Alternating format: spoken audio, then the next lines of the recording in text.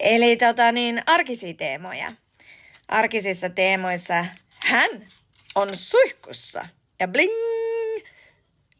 Oivallus. Aivan jäätävä oivallus. Suihkuoivallus. Tiedättehän kaikki sen.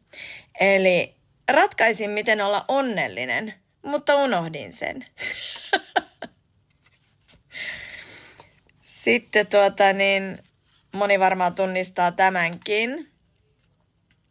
Vielä yksi jakso. Tai vielä yksi swipeaus. Ja kello ei ole kuin 2.47.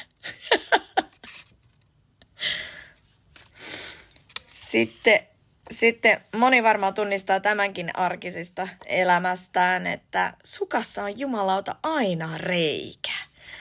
Niin kuin mitä hemmettiä? Aina reikä. Jokaisen suka, mikä sä otat, niin aina siinä on reikä. Tai siihen just tuli reikä.